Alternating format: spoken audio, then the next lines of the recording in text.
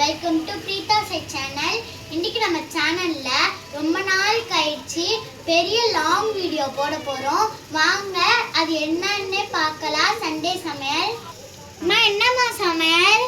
இன்னைக்கு வந்து மீன் குழம்பு தாம்மா செய்ய போறேன். கோலா மீன் 1 கிலோ வாங்கி க்ளீன் பண்ணி வச்சிருக்கேன். அப்புறம் சிக்கன் 1/2 கிலோ வாங்கி அதையும் க்ளீன் பண்ணி வச்சிருக்கேன். ஒலை வச்சிருக்கேன் சாதம் வடிக்க. இது வந்து மீன் குழம்புக்கு புளி ஊற வச்சிருக்கேன். இது ரசத்துக்கு. அப்புறம் தக்காளி வெங்காயம் பூண்டும் கொத்தமல்லியும் கிள்ளி வச்சிருக்கேன். இது வந்து மீன் குழம்புக்கு தக்காளி வெங்காயம் பூண்டு கொஞ்சம் அரைச்சி சேர்க்கலான்னு அதையும் எடுத்து வச்சிருக்கேன். அரிசி ஊறின்னு இருக்கு. ஃபஸ்ட்டு வந்து கறி தொக்கு பண்ணிக்கலாம். நெக்ஸ்ட்டு மீன் குழம்பு வச்சுக்கலாம். கொஞ்சமாக எண்ணெய் ஊற்றிக்கிறேன். கொஞ்சம் இல்லை, இது நிறைய தான். எண்ணெய் சூடானதும் நான் பட்டை லவங்கெல்லாம் போடல, வெறும் கடுகு உளுந்து மட்டும் போட்டுக்கிறேன்.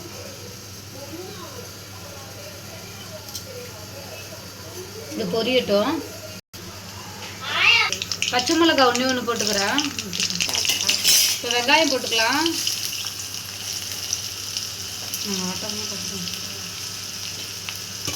வெங்காயம் கொஞ்சம் நல்லா வதங்கட்டும்.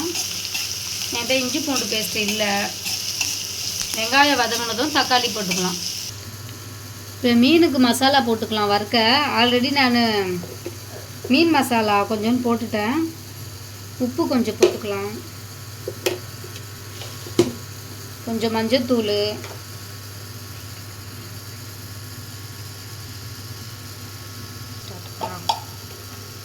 உப்பு கொஞ்சம் போட்டாச்சு. நம்ம குழம்பு மிளகாத்தூள் கொஞ்சம் போட்டுக்கலாம். போதும் இதுவே. இதுக்கு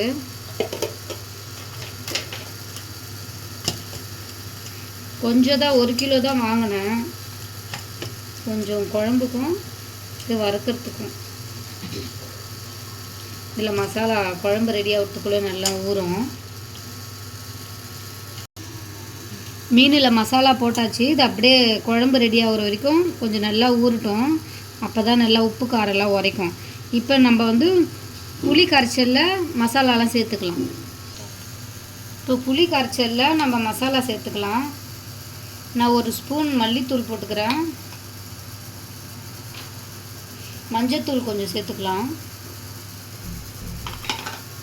அப்புறம் காஷ்மீர் மிளகாத்தூள் நான் கலருக்காக சேர்த்துக்கிறேன். இது காரம் இருக்காது, வெறும் கலர் தான்.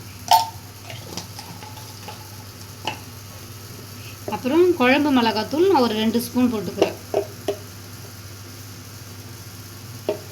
இது அப்படியே கையில் கரைச்சிக்கலாம்.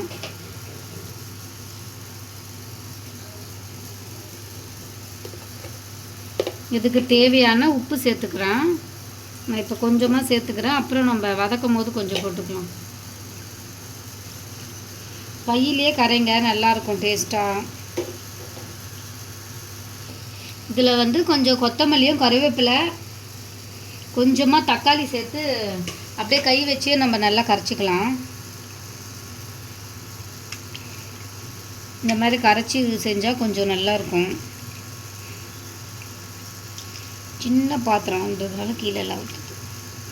எவ்வளோ முடியுமோ அவ்வளோ நல்லா கரைச்சிக்கோங்க கையில் தக்காளியை.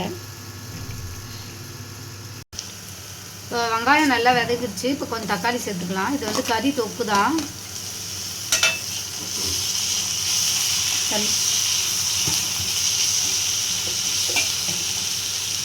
இதில் கொஞ்சமாக உப்பு சேர்த்துக்கலாம். தக்காளி வதங்க. கொஞ்சமாக மஞ்சத்தூள்.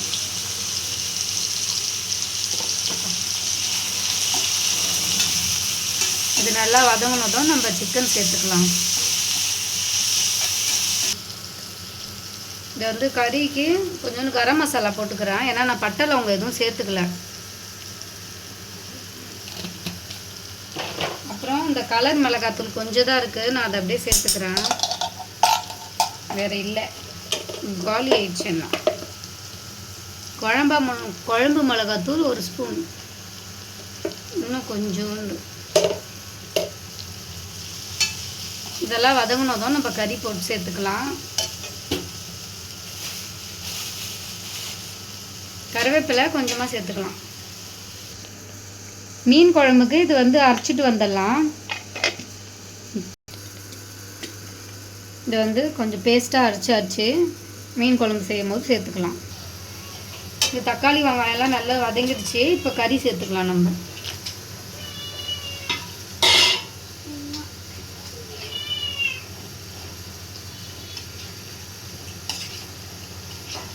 கறி தொக்கு தான் வைக்க போகிறோம், அதனால இப்படியே ட்ரையாகவே இருக்கட்டும்.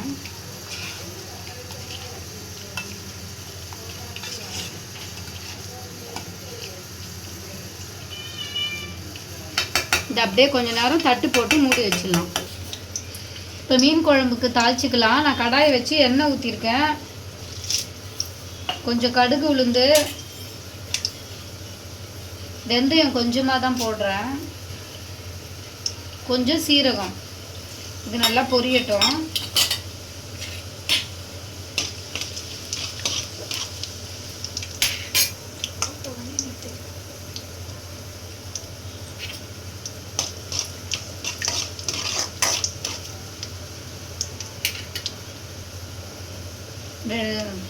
ரெண்டு பச்சை மிளகாய் சேர்த்துக்கலாம். ஒரு 10 பல்லு பூண்டு சேர்த்துக்கலாம். பூண்டு அப்படியே கொஞ்சம் வதங்கட்டும். இப்போ வெங்காயம் சேர்த்துக்கலாம். ஆல்ரெடி கொஞ்சம் வெங்காயம் தக்காளிலாம் நான் அரைச்சி வச்சுருக்கேன், அதனால இப்போ நான் கொஞ்சமாக தான் சேர்த்துக்கிறேன். இது வதங்கினதும் தக்காளி சேர்த்துக்கலாம்.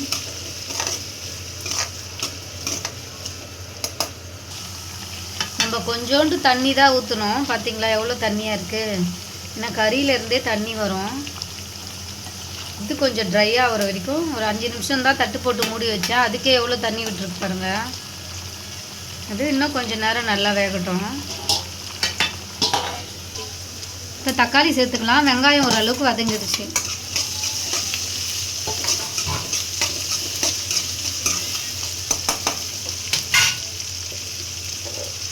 தக்காளி வேகிறதுக்காக நான் ஒரு ஸ்பூன், குட்டி ஸ்பூன் தான் இது, உப்பு சேர்த்துக்கிறேன்.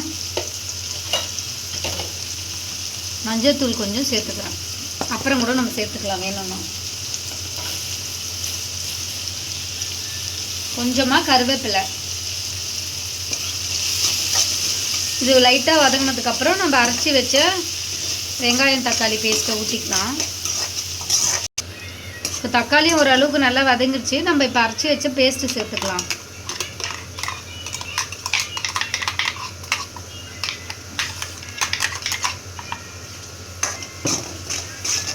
இது நல்லா கொஞ்சம் பச்சை வாசனை போகிற அளவுக்கு வதக்கிட்டு அப்புறம் நம்ம இந்த புளி கரைச்சல்ல மசாலாலாம் போட்டு வச்சோம் இல்லையா, அது நம்ம சேர்த்துக்கலாம். இது கொஞ்சம் நல்லா பச்சை வாசனை போகட்டும். இப்போ நான் இந்த புளி கரைச்சலை ஊற்றிக்கிறேன்.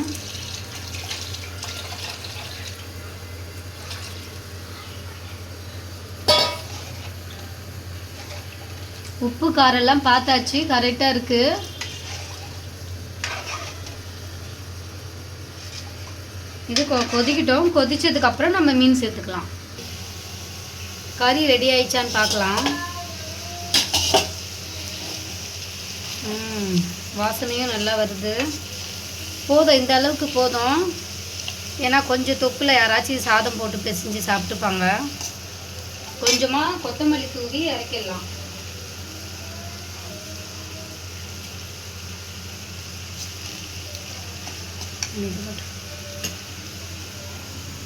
அப்படியே ரசத்துக்கும் நான் புளி தக்காளி கரைச்சி வச்சுருக்கேன். அதோடைய மிளகு சீரகம் பூண்டு காஞ்ச மிளகா கருவேப்பிலை எல்லாம் போட்டு அரைச்சதையும் மொத்தமாக கலந்து வச்சுருக்கேன். நம்ம கறி இறக்கிட்டு ரசம் தாளிச்சிக்கலாம். இப்போ ரசம் தாளிச்சிக்கலாம்.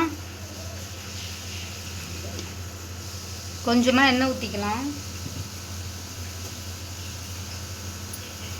கடுகு உளுந்து கொஞ்சம் போட்டுக்கிறேன். 2 பச்சை மிளகா கிள்ளி சேர்த்துக்கலாம்.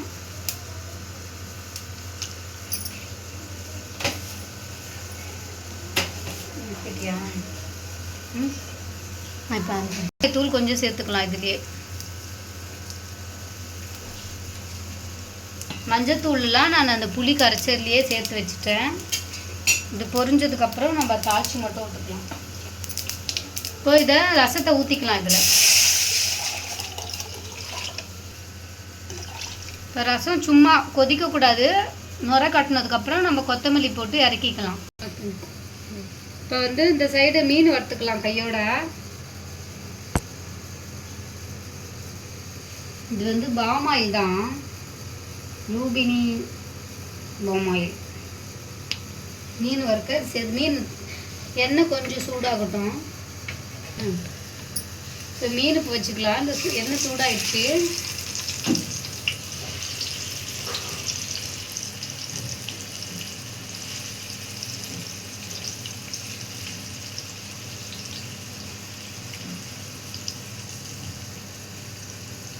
இது வெந்ததுக்கப்புறம் திருப்பி போட்டுக்கலாம்.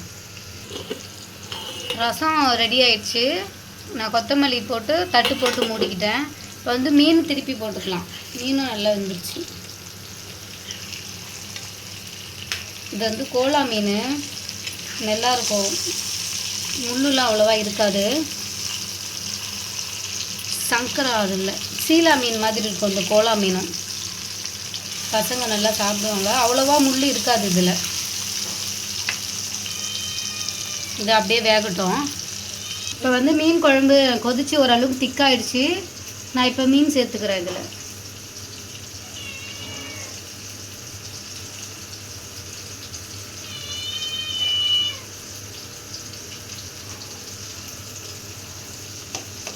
இது சும்மா ஒரு கலரிட்டு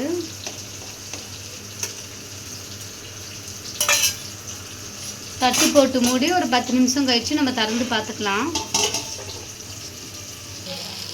மீன் ஒரு தடவை பொரிச்சு எடுத்துட்டு இது 2வது தடவை போட்டு வச்சுருக்குறோம். மீன் குழம்பு ஆல்மோஸ்ட் ரெடி ஆகிடுது.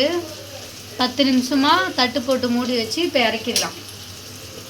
கொத்தமல்லி தூவிக்கிறேன். அவ்வளோதான், ஸ்டவ் ஆஃப் பண்ணிட்டேன். கொஞ்ச நேரம் நல்லா ஆறின பிறகு சாப்பிட்டுக்கலாம். இப்போ எல்லாமே ரெடி ஆயிடுச்சு. ஃபஸ்ட்டு சாய் தான் சாப்பிட்றா, அப்புறமா நாங்கள் சாப்பிட போகிறோம். சாதம், வறுத்த மீன், கறி தொக்கு, சூடாக மீன் குழம்பு. அவ்வளோதான் இன்னைக்கு லஞ்சு. ஓகே ஃப்ரெண்ட்ஸ், பாய். அவ்வளோதான் ஃப்ரெண்ட்ஸ், மீன் குழம்பு, சாதம், மீன் வறுவல், கறி வறுவல், அப்புறம் ரசம் இருக்குது. வேணும்னா ஊற்றி சாப்பிடுவா. இங்கே கீழே இவர் வேறு வெயிட்டிங்கில் இருக்கார் சாப்பிட்றதுக்காக. கத்திகிட்டே இருக்கார் பார்த்தீங்களா. அவ்வளோதான் ஃப்ரெண்ட்ஸ், பாய்.